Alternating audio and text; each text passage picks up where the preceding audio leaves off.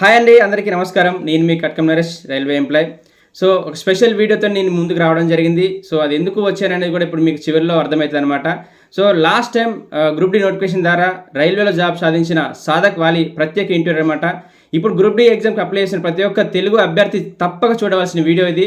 ఎందుకంటే తను ఏ విధంగా ప్రిపేర్ అయ్యిండు, తను ఏ విధంగా రైల్వే జాబ్ సాధించాడు అనేది తన యొక్క సక్సెస్ జర్నీని నేను మీ ముందుకు తీసుకొచ్చే ప్రయత్నం చేశాను. ఈ ఇన్ఫర్మేషన్ మీకు చాలా ఎంతో మోటివేటివ్గా రిఫరెన్స్ లాగా ఉంటుంది కాబట్టి తప్పకుండా వీడియోని పూర్తి చేసే ప్రయత్నం చేయండి. అదేవిధంగా మన ఛానల్ ఇంకా సబ్స్క్రైబ్ చేసుకోవద్దు, ఇప్పుడే మన ఛానల్ సబ్స్క్రైబ్ చేసుకొని మీ ఫ్రెండ్స్కి ఈ వీడియో తప్పకుండా షేర్ చేయండి. సో లేట్ చేయకుండా నేను సాధక్ వాళ్ళతో పరిచయ కార్యక్రమం చేస్తూ తన యొక్క సక్సెస్ జర్నీని మీ ముందు తీసుకొచ్చే ప్రయత్నం చేస్తాను. ఇలాంటి సక్సెస్ వీడియోలు మన ఛానల్లో ప్రత్యేకంగా తీసుకొచ్చే ప్రయత్నం చేస్తాను కాబట్టి మన ఛానల్ యొక్క సపోర్ట్ మీరు ఎంతో చేయాల్సి ఉంటుంది కాబట్టి తప్పకుండా మన ఛానల్ సబ్స్క్రైబ్ చేసుకొని మీ ఫ్రెండ్స్కి షేర్ చేస్తాను మనస్ఫూర్తి కోరుకుంటున్నాను.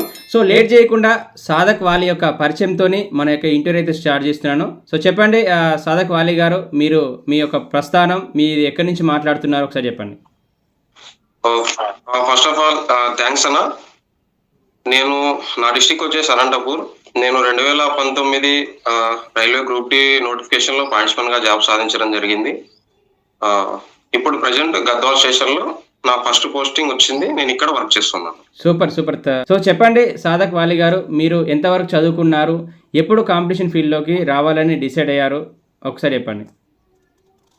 నేను బిఎస్సి గ్రాడ్యుయేషన్ చదువుకున్నానండి. నేను 2018 అయిపోయిన తర్వాత రావాలనుకున్నాను ఈ ఫీల్డ్లోకి. బట్ వేరే ఎంబీఏ చేయడానికి కూడా అవకాశం వచ్చింది, ఎంబీఏ ఎంసీఏ. బట్ ఏం చేసినా నా ఇంట్రెస్ట్ మాత్రం గవర్నమెంట్ ఫీల్డ్లోకి రావాలనే ఉంది. ఆ 2 years ఎందుకు వేస్ట్ చేసుకోవాలా చదివే అని, అదే 2 years ఈ ప్రిపరేషన్లో కూర్చుంటే నాలెడ్జ్ అయినా గెయిన్ చేసుకోవచ్చు అని చెప్పేసి అప్పుడే ఎంసీఏ చదవకుండా రావడం జరిగింది. అప్పటి నుంచి ప్రిపేర్. ఓకే, అంటే మరి ప్రిపేర్ అయ్యేటప్పుడు అనుకున్నారా ఖచ్చితంగా సెంట్రల్ గవర్నమెంట్ ఉద్యోగమైన రైల్వే డిపార్ట్మెంట్లో జాబ్ సాధించాలని, లేదా జనరల్గా ఏదైనా గ్రూప్స్ కోచింగ్ తీసుకున్నారా, మీ యొక్క స్టేట్ గవర్నమెంట్ కానిస్టేబుల్ ఎస్ఐకి ప్రిపేర్ అయ్యారా, మీ యొక్క అంటే ఎట్లా మీరు కాంపిటీషన్ ఫీల్డ్లోకి వచ్చారని కూడా ఒకసారి తెలియజేయండి. ఫస్ట్ ఆఫ్ ఆల్ నా మెయిన్ ఇంటెన్షన్ అనేది రైల్వే జాబ్ కాదండి. నేను యాక్చువల్గా పోలీస్ కానిస్టేబుల్ కానీ ఎస్ఐ కానీ అవుదామని నేను కాంపిటేటివ్ ఫీల్డ్లోకి వచ్చాను. ఆ చిన్నప్పటి నుంచి అదొక ఇంట్రెస్ట్ అనమాట. పోలీస్ ఫీల్డ్లోకి వెళ్ళాలి నేను, యూనిఫామ్. బట్ కారణాల వల్ల అది సెలెక్ట్ కాలేకపోయాను. కారణం ఏంటంటే అందులో డిస్క్వాలిఫై అయ్యాను నేను 2 times. లేదు కదా అని చెప్పేసి చాలా బాధపడ్డాను. ఇంకా ఎలా మన కాంపిటేటివ్ ఫీల్డ్ లో గవర్నమెంట్ జాబ్ సాధించడం ఎలాగని బాధపడుతున్న తరుణంలో అప్పుడే ఈ నోటిఫికేషన్ వచ్చింది. ఇంకా హైట్ కి సంబంధించిన జాబ్స్ ఏమున్నాయా అని చూస్తే అప్పుడే నేను ఆలోచిస్తున్న టైంలోనే ఈ 2019 గ్రూప్ డి నోటిఫికేషన్ వచ్చింది. అప్పుడు ఇంకా నేను ఫ్రెష్ ఆస్పిరెంట్. సరే ఇది ఉంది కదా, హైట్ సంబంధం లేదని చెప్పేసి నేను అప్లై చేశాను. ఇంకా దానికోసమే ఓన్లీ ప్రిపేర్ అవుతూ వచ్చాను. అంటే రైల్వేకి ఫస్ట్ అటెంప్ట్లో మీరు జాబ్ సాధించారు అంతేనా? అంటే రైల్వే ఎగ్జామ్ రాసిన మొదటి ఎగ్జామ్ గ్రూప్ డి ఎగ్జామ్, అందులోనే మీరు జాబ్ సాధించారు. ఎక్సలెంట్ అండి. ఎందుకంటే కొంతమందికి second time third time job వచ్చే అవకాశం లేదు, కానీ మీరు మీ మొదటి ప్రయత్నంలోనే రైల్వే జాబ్ సాధించారు, దట్టు గ్రూప్ డిలో. ఇప్పుడు ప్రజెంట్ మీరు వచ్చేసి పాయింట్స్మెన్గా వర్క్ చేస్తున్నారని చెప్తున్నారు. సో పాయింట్స్మెన్గా మీరు ఇప్పుడు ప్రజెంట్ ఎక్కడ చేస్తున్నారు వర్క్? పాయింట్స్మెన్ గా నేను తెలంగాణ గద్వాల్ జిల్లా గద్వాల్ రైల్వే స్టేషన్ లో వర్క్ చేస్తున్నాను. సూపర్ సూపర్ అండి.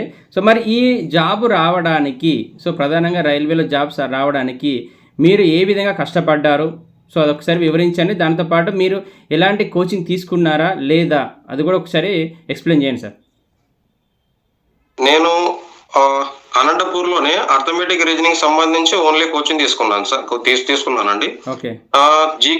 నా ఓన్ ప్రిపరేషన్ తో, ఓన్ స్ట్రాటజీతో నేను చదివాను.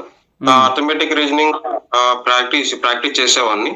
అలాగే హైటెక్ విజయ రహస్యం అని మన జీకే బుక్ చదివాను. అలాగే నేను బుక్ తో ఆపలేదు. But railway previous year papers ఉంటాయి కదా, వాటి పేపర్స్ చూసి ఎటువంటి టాపిక్స్ నుంచి క్వశ్చన్స్ అడుగుతున్నాడు, ఏ విధంగా అడుగుతున్నాడు, ఏ ఇంపార్టెంట్ టాపిక్స్ ఏవి అని చెప్పేసి అవగాహన తెచ్చుకొని వాటిని కూడా చేసుకుని వాటికి సంబంధించిన పాయింట్స్ మ్యాటర్స్ కూడా కాన్సెప్ట్ ఓరియంటెడ్ గా చదివేవాడిని. ఈ కాలంలో బిట్ గా చదివితే మాత్రం జాబ్ వచ్చే అవకాశం చాలా తక్కువ అండి. ఈ మధ్య కాంపిటీషన్ ని రెడ్యూస్ చేయడానికి వీళ్ళు కాన్సెప్ట్ ఓరియంటెడ్ గా అడుగుతున్నారు క్వశ్చన్స్. సో అందువల్ల అలా చదివాను. అలాగే కరెంట్ అఫైర్స్ కూడా ఫాలో అయ్యి యూట్యూబ్ ఛానల్స్ ద్వారా అయితే ఏం కానీ ఉమ్, ఇంకా డైలీ మంత్లీ మ్యాగజైన్స్ కానీ వాటన్నిటి నుంచి నేను కరెంట్ అఫైర్స్ కూడా నోట్ చేసుకొని ఉమ్. ఫాలో అయ్యి చదివాను. రైట్. అంటే ఇప్పుడు ఆర్థమెటిక్ రీజనింగ్ కోచింగ్ తీసుకున్నారని చెప్పారు. సో ఓకే, దానికి ఖచ్చితంగా అంటే మీరు మ్యాథ్స్ బ్యాక్గ్రౌండా లేకపోతే బైపీసీ బ్యాక్గ్రౌండ్, సిఈసీ బ్యాక్గ్రౌండా? లేదండి, నేను maths background. Okay, right, okay, very good. అంటే అర్థమెటిక్ రీజనింగ్ సంబంధించి ఖచ్చితంగా కోచింగ్ తీసుకున్నా అని చెప్తున్నారు. అదేవిధంగా జనరల్ సైన్స్, జనరల్ నాలెడ్జ్ పరంగా ఐటెక్ విజయరాసం బుక్ చదివారంటున్నారు. అదేవిధంగా మూడోది వచ్చేసి కరెంట్ అఫైర్స్. సో మనకు కూడా కరెంట్ అఫైర్స్ కూడా ఓన్గా రాసుకోవడము యూట్యూబ్ ఛానల్ ద్వారా, పేపర్స్ ద్వారా రాసి అని సార్ అయితే చెప్తున్నారు. సో ఇది తను యొక్క ప్రిపరేషన్ స్ట్రాటజీ. సో మీరు ఎలా చదవాలనుకుంటున్నారు, మీరు ఒక ప్లాన్ చేసుకోండి. సో సక్సెస్ఫుల్ పర్సన్ చెప్పేది ఖచ్చితంగా ఫాలో అవ్వాలి, ఎందుకంటే వాళ్ళు ఆ విధంగా ఫాలో అయ్యే జాబ్ సాధించారు. చాలా మంది రకరకాల స్ట్రాటజీస్ ని చెప్తూ ఉంటారు వాళ్ళు వీళ్ళు, బట్ మీరు అన్ని ఫాలో అవసరం లేదు. అవును. మీకంటూ ఒక ఓన్ ని మీరు క్రియేట్ చేసుకొని మీ స్ట్రాటజీ ప్రకారం మీరు చదివినా కూడా గెటిన్ అవ్వచ్చు ఎవరిని ఫాలో అవ్వకుండా. ఇంకోటి ఏంటంటే డైలీ చదివేది మాత్రం ఎంత చదివినా అది 100% ఎఫర్ట్ పెట్టి చదవండి. అది కొద్దిసేపు అయినా ఎంతసేపు అయినా. అవును. మీరు చదివినా కావాల్సినంత మాత్రమే చదవాలి, అంతేగాని జంక్ అంతా చదివి అంతా మైండ్ లో పెట్టుకోవడం అది మంచిది కాదు. ఉమ్, కాబట్టి ఎంత చదవాలి, ఫస్ట్ సిలబస్ చూడండి, అవును. ఆ ఎగ్జామ్ యొక్క ఏంటుందో ఫస్ట్ ఆఫ్ ఆల్ అది గమనించండి. దాని తర్వాత అప్పుడు ఏమేం చదవాలి అనేది మీకు క్లారిటీ వస్తుంది. ఎలా చదవాలో కూడా అది మీ ఓన్ స్ట్రాటజీ ప్రకారం లేదా వేరే వాళ్ళ స్ట్రాటజీ ఫాలో అయినా పర్లేదు, బట్ 100% ఎఫర్ట్ పెట్టి చదవండి. బట్ జాబ్ రాకుండా అంటూ ఉండదు. నేనైతే డైలీ 2-3 సబ్జెక్ట్స్ చదివేవాడిని. ఫస్ట్ ఎగ్జామ్ దగ్గరకు వచ్చినప్పుడు ఫస్ట్ మార్నింగే ఒక మార్క్ టెస్ట్ రాసేవాడిని. దాని తర్వాత ఒక 30 minutes అనలైజేషన్ కి టైం కేటాయించేవాడిని. దాని తర్వాత మన జీకేలో సమ్ హిస్టరీ కానీ లేదా పాలిటీ కానీ ఇలాంటి సబ్జెక్ట్స్ చదువుతూ ఉండేవాడిని. బట్ అర్థమెటిక్ రీజనింగ్ కూడా ఒకసారి విని ప్రాక్టీస్ చేస్తే అది వచ్చేది కాదండి.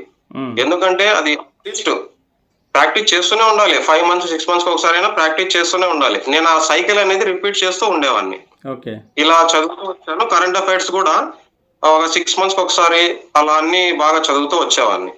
ఉమ్, ఇదే ఇలా జరిగిన ప్రిపరేషన్. బట్ మోక్ టెస్ట్ ఎక్కువ రాయడం వల్ల నేను ఎక్కడ ఫాల్ట్ చేస్తున్నాను, నేను ఎక్కడ వీక్ గా ఉన్నాను, ఎక్కడ నా మార్క్స్ ఎక్కువ వస్తున్నాయి, ఎక్కడ తక్కువ వస్తున్నాయి అని తెలుసుకోగలిగి నేను డల్ గా ఉన్న ఆ సబ్జెక్ట్ లో ఇంప్రూవ్ చేసుకోగలిగాను. మార్క్ టెస్ట్ వల్ల యూజ్ అవుతుంది. ఇంకోటి ఏంటంటే టైం మేనేజ్మెంట్ కూడా మార్క్ టెస్ట్ నుంచి తెలుస్తుంది. కంపల్సరీ ఎగ్జామ్ దగ్గరలో ఉన్న టైంలో మార్క్ టెస్ట్ అయితే అందరికీ రాయమని నేను ప్రిఫర్ చేస్తాను. రైట్. అంటే చూశారు కదా సాధక్ వాలి గారు ఇలాంటి ప్రిపరేషన్ స్ట్రాటజీతో ముందుకెళ్ళి ఈరోజు జాబ్ సాధించి తన యొక్క ఎక్స్పీరియన్స్ మీకోసం షేర్ చేస్తున్నారు. సో మనం ఎంత చదివినా కానీ ప్రిపరేషన్లో ఖచ్చితంగా డైలీ ఒక మార్క్ టెస్ట్ అయితే ప్రిపేర్ చేయమంటున్నాడు. ఎందుకంటే మార్క్ టెస్ట్ రాస్తే ఎక్కడ సబ్జెక్ట్ మనం వీక్ ఉన్నామనేది దాని మీద ఫోకస్ చేయడానికి అయితే అవకాశం ఉంటుంది. దాంతోపాటు టైం మేనేజ్మెంట్ కూడా ఖచ్చితంగా చేసుకుంటే ఈజీగా చదవడంలో సిలబస్ ఈజీగా కవర్ చేస్తాము. ఎగ్జామ్ ముందు కూడా మార్క్ టెస్ట్లు ఎక్కువ రాయడం వల్ల ఈజీగా మనకు టైం మేనేజ్మెంట్, తర్వాత సబ్జెక్ట్ ఎక్కడ వీక్ ఉన్నది ఎక్కడ గెయిన్ అయ్యి ఈజీగా జాబ్ సాధించడానికి అయితే అవకాశాలు అని చెప్తున్నారు. సో ఇప్పుడు సార్ ప్రధానంగా చాలా మందికి ఒక డౌట్ ఉంది.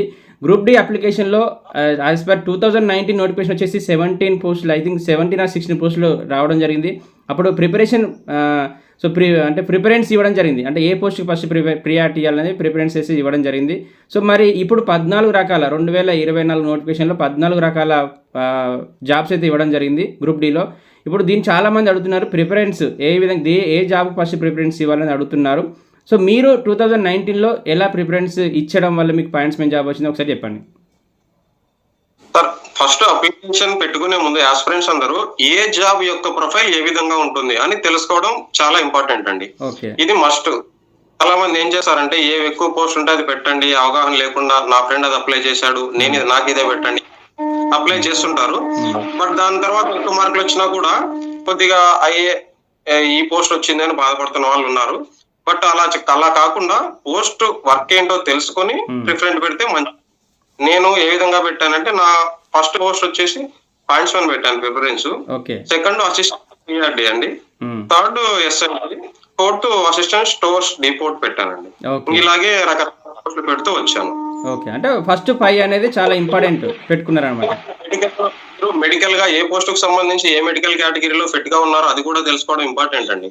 ఎందుకంటే మార్క్స్ ఓన్లీ పోస్ట్ ప్రిఫరెన్స్ పెట్టాం కదా అని చెప్పేసి నాకు ఆ పోస్ట్ వస్తుందని భ్రమపడకూడదు. ఆ మెడికల్ గా కూడా ఫిట్ అయి ఉండాలి. అప్పుడే మీరు పెట్టిన ప్రిఫరెన్స్ తో మీ మార్క్స్ బాగుంటే మెడికల్ కేటగిరీ సెట్ అయితే అప్పుడు మీకు ఆ పోస్ట్ వస్తుందండి. అవునవును. సో అంటే మీరు ఫస్ట్ ప్రిఫరెన్స్ కింద పాయింట్స్మెన్ పెట్టుకున్నారు. మీకు మెడికల్ స్టాండర్డ్ కూడా A3 అంటే పాయింట్స్మెన్ జాబ్ రావాలంటే ఖచ్చితంగా A3 మెడికల్ స్టాండర్డ్ ఉండాలి. సో ఇది చాలామందికి తెలియదు. మెడికల్ స్టాండర్డ్ గురించి పట్టించుకోక కొంతమంది మీరు అన్నట్టు ఎక్కువ పోస్టులు ఉన్నాయని దానికి ఫస్ట్ ప్రియారిటీ ఇస్తూ ఉంటారు.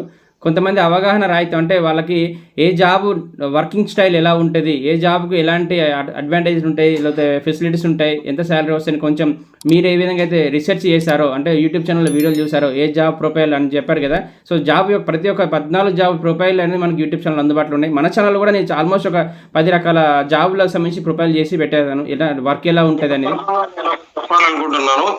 నాకు అవగాహన లేని టైంలో ఏ జాబ్ ప్రొఫైల్ ఏ విధంగా ఉంటుందని చెప్పేసి ఈ కేఎస్పి అడ్డా యూట్యూబ్ ఛానల్ ద్వారా చాలా తెలుసుకోగలిగాను. మీకు ఈ విషయంలో ధన్యవాదాలు తెలుపుతున్నాను.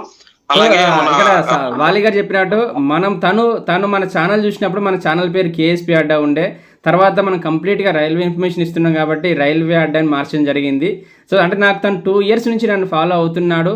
సో ఎందుకంటే నాకు ఈరోజు ఇంత ఫ్రీగా వీడియో ఇవ్వడానికి కారణం కూడా నాకు 2 years నుంచి తను ఫాలో అవుతూ ప్రతి నిమిషం ఏ డౌట్ వచ్చినా, ఎక్కడ డిసప్పాయింట్ అయినా, ప్రిపరేషన్ టైంలో కావచ్చు, ఎగ్జామ్ రాసిన తర్వాత కావచ్చు, డాక్యుమెంట్ వెరిఫికేషన్లో కావచ్చు, ఈవెన్ తను సెలెక్ట్ అయింది కూడా ఎన్నో లిస్ట్ అనేది కూడా తన మాటలోనే వినిపిస్తాను.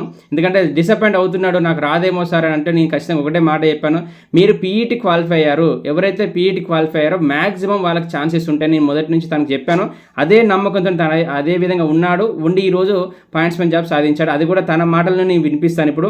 సో ఇప్పుడు మన ఛానల్ వచ్చేసి రైల్వే అడ్డా 24గా మార్చాం సార్. ఆ గతంలో కేఎస్పి అని ఉండేది.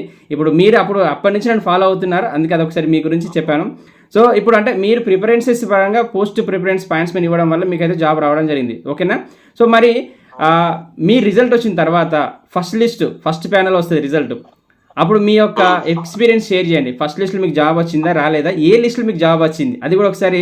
ఎందుకంటే చాలామంది ఫస్ట్ లిస్ట్లో జాబ్ రాకుంటే మాకు రాదు అని భ్రమపడుతూ ఉంటారు.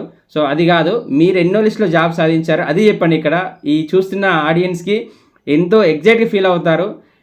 రైల్వే జాబ్స్ అంటే ఏంటో కూడా ఒకసారి మీరు చెప్పే ప్రయత్నం చేయండి. ఫస్ట్ లిస్ట్ వచ్చినప్పుడు మీ యొక్క ఎక్స్పీరియన్స్, మీకు ఏ లిస్ట్లో జాబ్ వచ్చింది అది కూడా ఒకసారి చెప్పండి. ఫస్ట్ ప్యానల్ రాగానే నేను చెక్ చేశానండి, బట్ అందులో నా నేమ్ అయితే లేదు. అప్పుడు డిసప్పాయింట్ అయ్యాను, బట్ ఒక హోప్ అయితే ఉంది.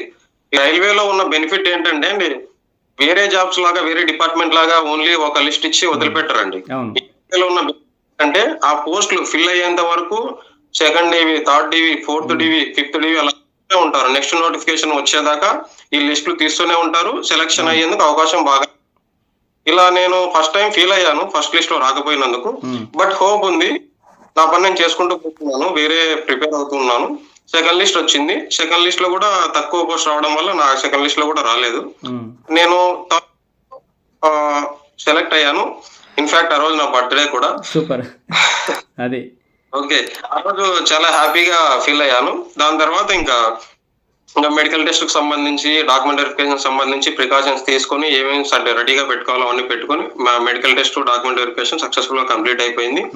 నెక్స్ట్ ఏప్రిల్ 2024 ఏప్రిల్లో నాకు పాయింట్స్మెన్ గా జాబ్ రావడం జరిగిందండి.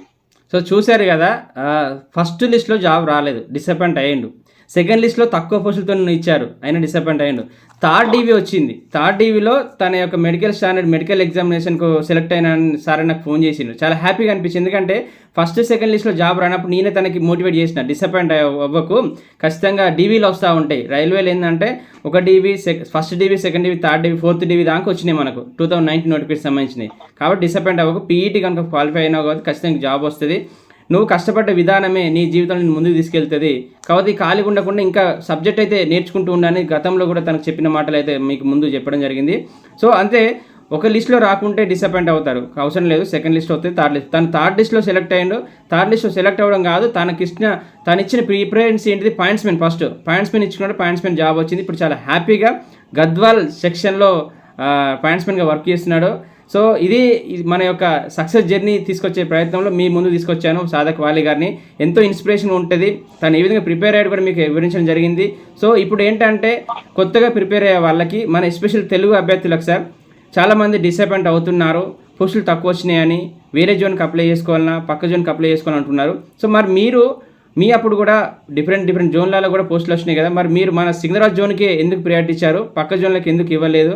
ఇప్పుడు కొంతమంది డౌట్ ఉన్నది, పక్క జోన్లో ఎక్కువ పోస్టులు ఉన్నాయి పెట్టుకుందామా అంటే, మరి అందరూ అలానే పెట్టుకుంటే అక్కడ కాంపిటీషన్ ఎక్కువైపోతుంది, కట్ ఆఫ్ అనేది పెరుగుతుంది. సో దాని గురించి మీ యొక్క ఎక్స్పీరియన్స్ ఒకసారి షేర్ చేసుకోండి వీళ్ళకి. నేను సికింద్రాబాద్ జోన్ కి ఎందుకు అప్లై చేశానంటే, ఫస్ట్ ఆఫ్ ఆల్ ఇది మన నేటివ్ జోన్ అండి. ఇప్పుడు మన జోన్ లో మనం అప్లై చేసుకుంటే రేపు పొద్దున జాబ్ వచ్చిన తర్వాత కొద్దిగా దూరంగా పోస్టింగ్ వచ్చినా గానీ రిక్వెస్ట్ పెట్టుకొని మనం దగ్గరికి వెళ్ళిపోయే అవకాశం చాలా ఎక్కువగా ఉంటది, సొంత జోన్లో అయితే మాత్రం.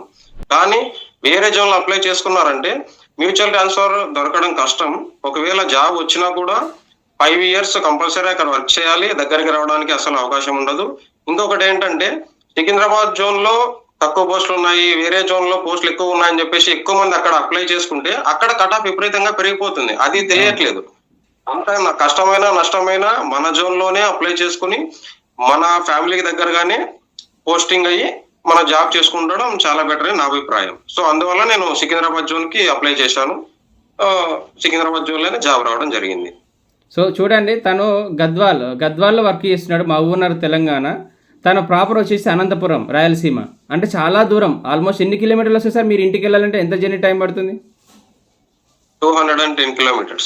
చూడండి, అంటే మన రీజియన్లో ఉంటే తర్వాత తనకు ఒక అడ్వాంటేజ్ ఏంటంటే డివిజనల్ మ్యూచువల్ ట్రాన్స్ఫర్ పెట్టుకోవచ్చు. డివిజనల్ అంటే ఇప్పుడు ఇది మనకు వచ్చి సికింద్రాబాద్ డివిజన్, హైదరాబాద్ డివిజన్ కింద ఉండొచ్చు మేబీ. తర్వాత తన యొక్క అనంతపురం అనేది వాళ్ళ డివిజన్ ఒకటి ఉంటుంది, గుంతకల్లు, గుంటూరు. అటు మార్చుకోవచ్చు, అటు పోవచ్చు. అంటే ఫస్ట్ జాబ్ వచ్చిన తర్వాత మన జోన్లో వితిన్ 1 yearలో వెళ్ళిపోవచ్చు.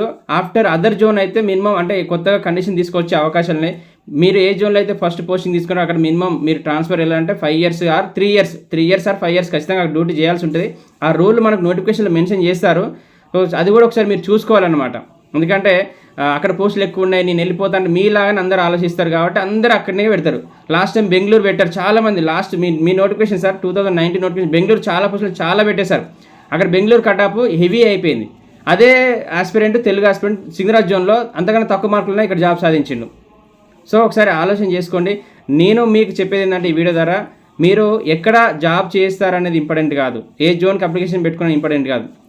ఏ జోన్లో పెట్టుకున్నా ఎక్కడ పెట్టుకున్నా మీకు జాబ్ రావాలి. ఫస్ట్ కాన్సెప్ట్ నేను ఒక జాబ్ సాధిస్తాను అన్న నమ్మకంతో ప్రిపరేషన్ చేయండి, అప్పుడు మాత్రం మీకు జాబ్ వస్తుంది ఖచ్చితంగా. తక్కువ ఉన్నాయని చెప్పేసి చాలా మంది ఫీల్ అవుతుంటారు. బట్ మీకు కావాల్సింది అయితే ఒకటే పోస్ట్ సార్, ఒకటే జాబ్ లోనే కదా మీరు జాబ్ కావాలి. వాళ్ళకి జాబ్ కొట్టడం కష్టమే పోస్ట్ తక్కువ ఉన్నప్పుడు. బట్ అలా అని చెప్పేసి ఏమీ చేయకుండా ఉండడం కంటే ఏదో ఒకటి అప్లై చేసి ప్రిపేర్ అవుతూ ఉండడం బెటర్ కదా. మీరు ప్రిఫరెన్స్ ఇచ్చారు, ప్రిపేర్ అవుతున్నారు, మీరు జాబ్ కొట్టే అవకాశం కూడా ఉంది, లేకపోలేదు. మీరు తక్కువ పోస్ట్ ఉన్నాయి నాకు రాదని ఎందుకు అనుకుంటారు? కంపల్సరీ మీరు చదువుచ్చేమో చెప్పలేంగా. నాకు కూడా స్టార్టింగ్ లో నేను కూడా కొట్టగలను జాబ్ అని ఫీల్ అయిన వాడినే. బట్ ఇప్పుడు జాబ్ సంతోషం. Okay, thank you so much Sadhak Wali గారు, మీ అమూల్యమైన సమయాన్ని కేటాయించి. ఇప్పుడు సార్ డ్యూటీకి వెళ్ళాలి, అయినా టైం ఇస్తా అన్న, ఎందుకంటే మీరు నాకు చాలా సపోర్ట్ చేశారు. సో నా వీడియో ద్వారా కొన్ని వేల తెలుగు విద్యార్థులకి నా వంతు సాయంగా నేను నా యొక్క ఎక్స్పీరియన్స్ షేర్ చేస్తాను ముందుకు వచ్చిండు. సో ముందుకొచ్చి ఈరోజు తన యొక్క ఎక్స్పీరియన్స్ని వీడియో రూపంలో మేము తీసుకొచ్చినందుకు స్పెషల్గా మీ తరపున మన ఛానల్ తరపున సాధక్ వాలి గారికి ధన్యవాదాలు తెలియజేసుకుంటాను. సో ఇలానే మీరు ఎప్పటికప్పుడు మాకు గైడ్ చేస్తూ ఉండండి. ఇంకా మీకు తెలిసిన వాళ్ళు ఎవరున్నా జాబ్ సాధించిన వాళ్ళు కూడా మాకు సజెస్ట్ చేయండి, వాళ్ళ యొక్క ఎక్స్పీరియన్స్ కూడా మన ఛానల్ ద్వారా ముందుకు తీసుకెళ్లే ప్రయత్నం చేస్తాను. సో ఈ వీడియో ద్వారా మీ అందరికి తెలియజేసిన ఏంటంటే, మీరు కూడా రైల్వేలో జాబ్ సాధించిన కొత్తగా ఎవరైనా ఉంటే చెప్పండి, మనం మీతో ఇంటర్వ్యూ చేసి మీ యొక్క ఎక్స్పీరియన్స్ కూడా మన తెలుగు 2 రాష్ట్రాల్లో ఉన్న ఆస్పిరెంట్స్కి తీసుకెళ్లే ప్రయత్నం చేస్తాను. మన ఛానల్ దానికి ఎప్పుడు రెడీగా ఉంటుంది. సో ఏంటి అనేది కూడా పూర్తి వివరాల కోసం మన ఇన్స్టాగ్రామ్లో మన మొబైల్ నెంబర్ ఉంది, ఇన్స్టాగ్రామ్ ఫాలో అవ్వండి, అక్కడ మొబైల్ నెంబర్ ఉంది, నాతో డైరెక్ట్ కాంటాక్ట్ అవ్వచ్చు. So thank you so much once again Sadhak Wali గారు. సో మీ అమూల్యమైన సమయాన్ని కేటాయించి కొత్త అభ్యర్థులకి గ్రూప్ డీకి సంబంధించిన చాలా సందేహాలు ఉన్నాయి, ఆ సందేహాలన్నీ ఈ వీడియో ద్వారా క్లియర్ కట్ చేశామని మనమైతే అనుకుంటున్నాము. ఇంకా ఏమైనా వాళ్ళకి డౌట్స్ ఉన్నా కూడా మీరు కామెంట్ సెక్షన్లో కామెంట్ చేయండి. నేను కానీ సాధక్ వాలి గారి మీ యొక్క డౌట్స్కి రిప్లై ఇచ్చే ప్రయత్నం చేస్తాము. మీకు ఏ డౌట్ ఉన్నా మెసేజ్ చేయండి, మెడికల్ పరంగా కావచ్చు, ఎగ్జామ్ ప్రాసెస్ల గురించి కావచ్చు, అప్లికేషన్ పెట్టుకున్నప్పుడు ఏ డౌట్ ఉన్నా కామెంట్ చేస్తే మేము తప్పకుండా రిప్లై ఇచ్చే ప్రయత్నం చేస్తాము. సో ఈ వీడియోని ఇప్పటివరకు ఇంత ఓపిక చూసిన మీ అందరికీ థ్యాంక్ యూ సో మచ్. మీరు తప్పకుండా మన ఛానల్ సబ్స్క్రైబ్ చేసుకొని ఈ యొక్క ఇన్ఫర్మేషన్ ఎలా ఉందనేది కూడా మీ అభిప్రాయం తెలియజేయండి. ఈ వీడియోని మీ ఫ్రెండ్స్కు, మీ రిలేటివ్స్ గ్రూప్లో, మీ ఫ్రెండ్స్ గ్రూప్లో తప్పకుండా షేర్ చేయండి. ఎంతో ఇన్ఫర్మేటివ్ వీడియో కాబట్టి తప్పకుండా ఉపయోగపడుతుంది. ఒకసారి చూడండి, చూసిన తర్వాతనే మీ యొక్క అభిప్రాయాన్ని తెలియజేయండి. కాంపిటీషన్ ఫీల్డ్లోకి రావడం లేట్ అయినా మంచిదే, కానీ జాబ్ కొట్టే వరకు వదిలిపెట్టకండి. Thank you so much sir. అదేవిధంగా వ్యూవర్స్ అందరికీ థ్యాంక్ యూ సో మచ్, ధన్యవాదాలు. జై హింద్. ఇంకొక విషయం నేను ఆస్పిరెంట్ కి తెలియజేద్దాం అనుకుంటున్నాను. చెప్పండి. దయచేసి ప్రిపేర్ అయ్యే వాళ్ళు మాత్రం ఎగ్జామ్ కి స్టాండర్డ్ గా ప్రిపేర్ అవ్వండి. ఎందుకంటే బిట్ ఓరియంటెడ్ గా ప్రిపేర్ అయితే మీరు జాబ్ కొట్టడం కష్టం అండి. మీరు ఎలాగో టైం వేస్ట్ చేయకూడదు అనుకుంటున్నారు కాబట్టి స్టాండర్డ్ గా ప్రిపేర్ అయితే మాత్రమే మీరు కాంపిటీషన్ లో నిలవగలరు. మీరు వేల మంది లక్షల మందిని దాటుకొని జాబ్ కొట్టాలి కాబట్టి అదే విధంగా మీ ప్రిపరేషన్ కూడా చేయాలి. సో అన్నకు కూడా ఒకసారి ధన్యవాదాలు తెలుపుకుంటున్నాను. నాకు డౌట్స్ ఉన్న టైంలో నేను ఎప్పుడు ఫోన్ చేసినా, ఎప్పుడు ఇన్స్టాగ్రామ్ లో మెసేజ్ చేసినా అన్న బాగా రెస్పాండ్ అవుతుండేవాడు. మీకు కూడా ఏమన్నా డౌట్ ఉన్నాక అన్న బాగా ఆస్పిరెంట్ కి సపోర్టివ్ గా ఉంటాడు, బాగా రెస్పాండ్ అవుతారు. మీరు కూడా అన్న వీడియో చూస్తూ ఇంకా అన్నని ఏమైనా డౌట్స్ ఉంటే అడుగుతూ మీ డౌట్స్ క్లారిఫై చేసుకోవాలని కోరుకుంటూ అన్న ఛానల్ ని ఫాలో అవ్వండి. రైల్వే గురించి మంచి ఇన్ఫర్మేషన్ ఇస్తాడు. సో ఆస్పిరెంట్స్ అందరికీ ఆల్ ది బెస్ట్. మీరు జాబ్ కొట్టాలని మనస్ఫూర్తిగా కోరుకుంటున్నాను. థ్యాంక్ యూ అండి, థ్యాంక్ యూ సో